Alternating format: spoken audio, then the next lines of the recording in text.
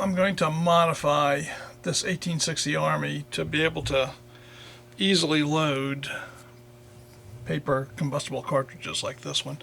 And the reason we've got to do this is because the modern 1860 Army is made to somewhat different dimensions than the original, and therefore we have a lot of trouble getting a paper cartridge in. There's not enough room right in through here for it to drop in.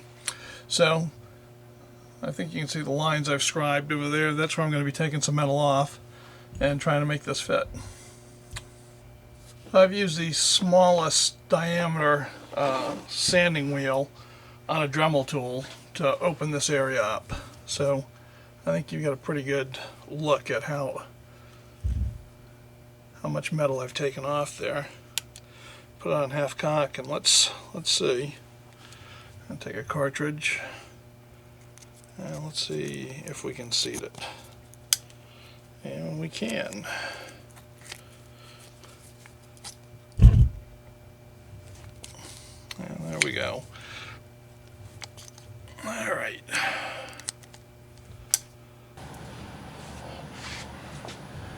Okay, did a little more grinding, so let's see how we're sitting now. Spin that in and under. And I would say we are looking good. Okay. Alright, I'd say we got it.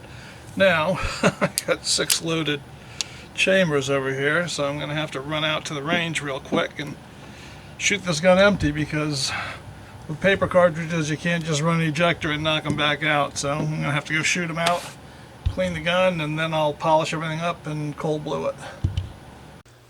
Alright, I've taken off all the metal that I need to take off now to get the cartridges to seat. So now it's time to polish those rough cuts.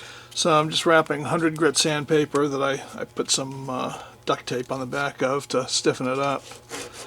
I get that wrapped around a mandrel, and I'm just going to get all the file marks out with this, and then I can start going to finer grades of paper and emery cloth.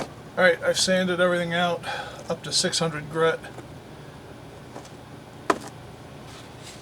I have degreased it with acetone, and the next step is to heat it up with a heat gun, and then I'm going to blue it with Brownell's Oxbow blue. I'm just going to heat it up a little bit with the heat gun.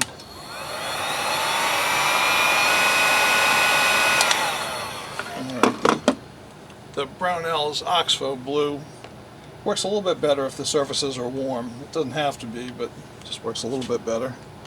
So I'm just going to put that in there. And I'll just go right over that. And beautiful. Alright, I think that's going to do just fine. Okay, that's done.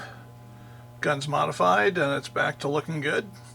So all it's left to do now is get it out to the range and shoot some of those paper cartridges. So look for that in another video.